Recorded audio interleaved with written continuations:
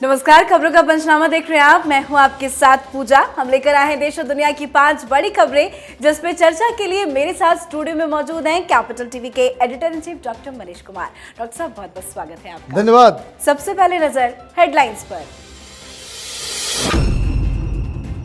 किसी भी वक्त गिरफ्तार किए जा सकते हैं इमरान खान। कोर्ट ने खारिज की अंतरिम जमानत। इमरान खान का जेल जाना तय।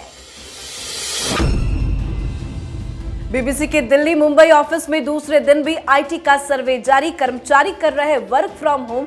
दफ्तर के बाहर हिंदू सेना ने किया प्रदर्शन। बीबीसी भारत छोड़ो के लगे नारे।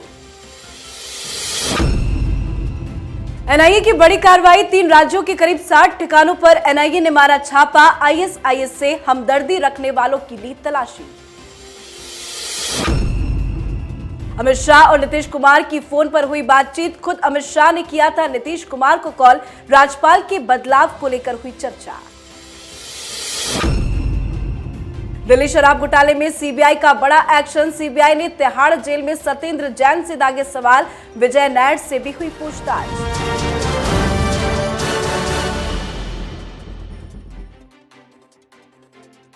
आज की सबसे पहली खबर में बात बड़ी मुसीबत में फंसे पाकिस्तान के पूर्व प्रधानमंत्री इमरान खान की। इमरान खान कभी भी किसी भी वक्त गिरफ्तार किए जा सकते हैं। इमरान का अब जेल जाना बिल्कुल तय है। बुरी तरह से कानूनी पचड़े में फंस चुके हैं इमरान खान। दरअसल चुनाव आयोग के फैसले के खिलाफ पीटीआई के विरोध प्रदर्शन और सरकारी हस्तक्षेप से जुड़े केस में पाकिस्तान की आतंकवाद विरोधी अदालत ने बड़ा फैसला सुनाया है। कोर्ट ने बड़ा फैसला सुनाते हुए इमरान खान के पेश न होने पर उनकी अंतरिम जमानत याचिका खारिज कर दी है। तोशाखाना केस में इमरान खान बुरी तरह से फंस चुके हैं। गिरफ्तारी के अलावा अब कोई दूसरा विकल्प नहीं बचता है। क्या इमरान खान की गिरफ्तारी तय मानी जाए? देखिए, ये cricketer turn play boy turn politician turn prime minister turn विद्रोही, और पाकिस्तान में तो सारा सिस्टम आर्मी के हाथ में है। ये बात तो स्वयं इमरान खान ने कहा कि बाजवा ने मुझे इतना तंग किया, मुझे कोई फैसला ही लेने देता नहीं था, मुझे कठपुतली बना रखा था। अब पाकिस्तान की स्थिति जो वर्तमान की है वो इस तरीके से है कि पैसे नहीं है, भीख भी मिल नहीं रही। आईएमएफ ने शर्त लगाए हैं और शर्तें ऐसी है कि अगर उसे मान लिया जाता है तो पाकिस्तान में लोग सड़क पे उतर आएंगे, और जब लोग सड़क पे उतरेंगे तो नेतृत्व देने के लिए, बवाल क्रिएट करने के लिए कौन आदमी खड़ा होगा वहाँ पे? इमरान खान। तो इसलिए सुप्रीम कोर्ट, सरकार और आर्मी ने तय किया है कि इमरान खान को जब तक इकोनॉमिक क्राइसिस है जेल के अंदर रखा जाए। और इसलिए जो केसेस हैं कोई बहुत बड़ा केस नहीं है। एक तो मसला तोशखाने का है कि जब वो प्राइम मिनिस्टर थे तो जहाँ जहाँ विदेश यात्रा पे गए और जो जो चीज़ें मिली उनको एज ए टोकन उनको ये सफा चट कर गए। कुछ उनकी बीवी लेकर के भाग गई। तो कई सारी चीज़ें हैं। इलेक्शन में बाहर से फंडिंग का मसला है। तो तरह तरह के आरोप लगे हुए, लेकिन ये ऐसा आरोप नहीं है कि जिसके अंदर आप अपने एक्स प्राइम मिनिस्टर को जेल के अंदर डाल दें। दिक्कत क्या है? पाकिस्तान गृह युद्ध के मुहाने पे है, और इसलिए वहाँ की सरकार, वहाँ की आर्मी, आईएसआई ये रिस्क नहीं उठा सकती कि इमरान खान सलाखों से बाहर रहें। अगर वो बाहर रहेंगे और स्थिति खराब होगी, एक तो इकोनॉमिक क्राइसिस, पॉलिटिकल क्राइसिस के साथ साथ लॉ एंड ऑर्डर का प्रॉब्लम शुरू हो जाएगा। गृह युद्ध वहां पे शुरू हो सकता है। जी, अगली खबर में बात बीबीसी के खिलाफ आईटी के बड़े एक्शन की। बीबीसी इंडिया के खिलाफ आयकर विभाग का सर्वे ऑपरेशन आज यानी लगातार दूसरे दिन भी जारी है। इंटरनेशनल टैक्सेशन में गड़बड़ी को लेकर बीबीसी के दिल्ली मुंबई दफ्तरों पर आईटी की टीम जांच में जुटी हुई है। खबरों के मुताबिक आयकर विभाग के अधिकारी 2012 से अब तक के अकाउंट्स की जानकारी पता कर रहे हैं। आयकर अधिकारियों ने कहा कि यह कार्रवाई टैक्स चोरी की जांच के सिलसिले में की जा रही है। एक तरफ एक्शन में जोरदार सर्वे किया जा रहा है, तो वहीं दूसरी तरफ सर्वे को लेकर राजनीति भी चरम पर है। विपक्षी पार्टियां सर्वे से बड़े परेशान नजर आ रहे हैं। तो वहीं आज हिंदू सेना के कुछ लोगों ने बीबीसी दफ्तर के विरोध में पहुंच गए। बीबीसी भारत छोड़ो के जमकर नारे लगाए गए। दूसरे दिन भी ये सर्वे जारी है। क्या कुछ मिला है अंदर? आपने 3 तीन खबर एक साथ, एक तो पॉलिटिकल मसला, एक आईटी का मसला और हिंदू सेना का प्रदर्शन। दरअसल एक वीडियो वायरल हो रहा है जिसमें दिख रहा है कि लोग आईटी ऑफिसर्स के साथ बहस कर रहे हैं। हड़कंप मच गया था कल। अब जो जानकारी आ रही है कि जैसे ही आईटी की टीम पहुंची वहां पे 50-60 अधिकारी एक साथ घुसे तो बीबीसी में काम करने वाले लोगों को लगा कि ये हिंदू सेना के लोग आ गए। डर के मारे हालत खराब हो गई इनकी। लेकिन बाद में मालूम चला कि ये सर्वे करने आए हैं। दूसरी बात कि ये सर्वे क्यों हो रहा है, बहुत ही सिंपल शब्दों में अगर इसको समझे तो ये सेक्शन 133A के हिसाब से वहां पे सर्वे किया जा रहा है। सर्वे क्यों किया जा रहा है? क्योंकि कई सारे नोटिस पहले बीबीसी को दी गई थी ये पूछने के लिए कि ये जो आपका इंटरनेशनल लंदन में जो हेडक्वार्टर है और दिल्ली में जो ये शाखा है, यहां जो आपकी आमदनी होती है, जो पैसा आता है, कहां कहां से आता है और इसे आप किस तरीके से खर्च करते हैं, और अगर पैसा आप वापस लंदन भेज रहे हैं तो किस हिसाब से जा रहा है, वो कितना जा रहा है। तो ये हिसाब किताब में अगर कोई कानून का उल्लंघन हो रहा है तो आपको तो पकड़ा जाएगा। तो नोटिस इसलिए दी जा रही थी लगातार पिछले 1 साल से, क्योंकि इनकम टैक्स डिपार्टमेंट को ये अंदेशा हुआ कि ये लोग इलीगल तरीके से सारा कुछ अपना रहे हैं। अब इतना लंबा क्यों हो रहा है? वो इसलिए हो रहा है कि तमाम कागजात की कॉपियां बनाई जा रही है, प्रिंट आउट निकाला जा रहा है, साथ ही साथ हर कंप्यूटर में शेल कंपनी, हवाला operation, fund transfer, money transfer जैसे कीवर्ड्स के साथ सारे कंप्यूटर्स को खंगाला जा रहा है।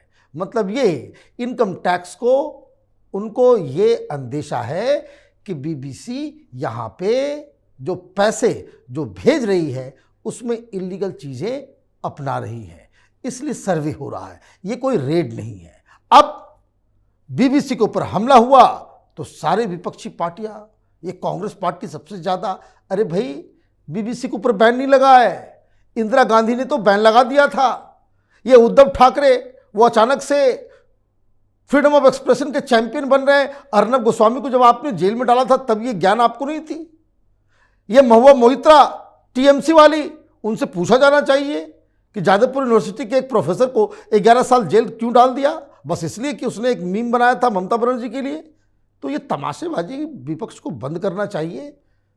कोई विदेशी कंपनी है या हिंदुस्तान की कंपनी है, हिंदुस्तान में जो भी कोई ऑपरेट करेगा हिंदुस्तान के कानून को मानते हुए ऑपरेट करेगा, और कानून का उल्लंघन होगा तो सर्वे क्या, रेड क्या, उठा करके ऐसे लोगों को जेल के अंदर डालना चाहिए। जी, अब बात एनआईए के बड़े एक्शन की। एनआईए ने आज कोयंबटूर सिलेंडर ब्लास्ट मामले में दक्षिण भारत के 3 राज्य तमिलनाडु, केरल और कर्नाटक की 60 अलग अलग जगहों पर छापेमारी की है।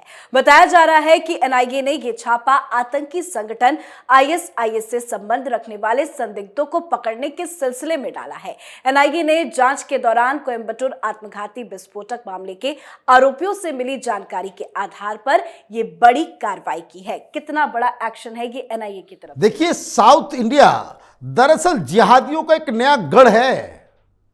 60 जगहों पे किन्हें पकड़ा जा रहा है? उन्हें पकड़ा जा रहा है कि जो ऑलरेडी जो बॉम्ब ब्लास्ट के केस में जो आरोपी को पकड़ा गया, उनसे जो पूछताछ की गई, उनसे जो डिजिटल फुटप्रिंट्स मिल रहे हैं, जो एविडेंस मिल रहा है, जो व्हाट्सएप ग्रुप या फिर जो उनके फोन के साथ जिनकी बातचीत हो रही है, उस आधार पे ऐसा लग रहा है अल्लाह ने भी इन जिहादियों का साथ छोड़ दिया है, क्योंकि सब पकड़े चले जा रहे हैं। साउथ इंडिया हब इसलिए बना हुआ है क्योंकि सारे पैसे उधर से ही, केरल के जरिए ही सब कुछ आ रहा है, और वहां पे एक पॉलिटिकल, इसको कह सकते हैं कि उन लोगों को मदद मिल रही है, पुलिस भी कुछ नहीं करती, वोट बैंक का चक्कर है, और बीच बीच में राहुल गांधी जैसे नेता वहां जाते हैं और इस तरह के लोगों के साथ तस्वीरें खिंचाते हैं, तो बिल्कुल मन बढ़ा हुआ रहता है। उधर तो कोई योगी आदित्यनाथ या हेमंत बिस्व शर्मा तो है नहीं कि आप उनके राज्य में अगर जिहादी गतिविधि करोगे तो आपको जो है कायदे से, कानून के हिसाब से पनिश किया जाएगा। तो ये जो कार्रवाई हो रही है, 2 बातें बता रही है। पहली चीज़ ये कि हिंदुस्तान में अलकायदा हो, आईएसआईएस हो, ये जिहादी जो इंटरनेशनल जिहादी तंजीमें हैं, जो ऑर्गेनाइजेशंस हैं, उनके फुटप्रिंट्स पूरे हिंदुस्तान में फैल चुके हैं, नंबर 1।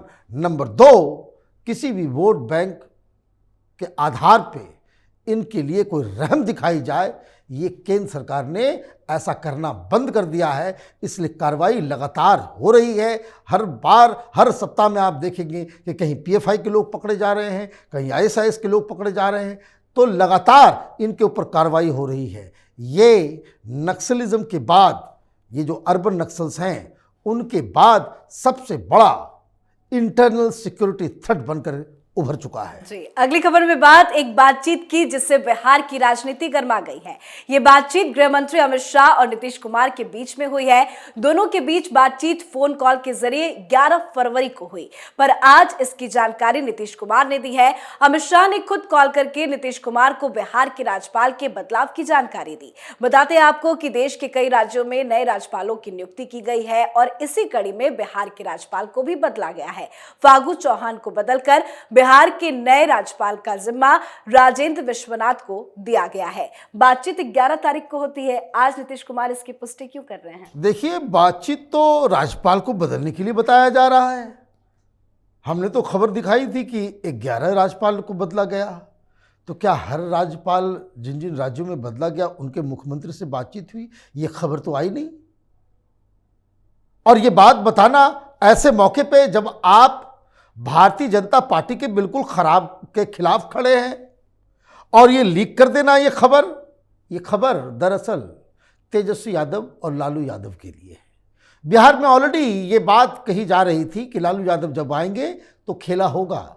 क्या खेला होगा कि करार के मुताबिक नीतीश कुमार को दिल्ली में जाकर के प्रधानमंत्री की रेस में कूदना है और मुख्यमंत्री का पद, सिंहासन, ये तेजस्वी यादव को सौंपना है। अब तेजस्वी यादव मान नहीं रहे होंगे। जिस तरीके से जलील किया जा रहा है, गालियां दी जा रही है नीतीश कुमार को, तो नीतीश कुमार हैं। वो पलटी मारने में तो बिल्कुल सबसे अव्वल है। तो बीजेपी से कोई रास्ता, कोई बातचीत हो रही होगी ये बताने के लिए तेजस्वी यादव को कि आप हद में रहें, आप अपने नेताओं को कंट्रोल करें, अन्यथा अमित शाह जी से बात हुई है हमारी, हम फिर उधर चले जा सकते हैं।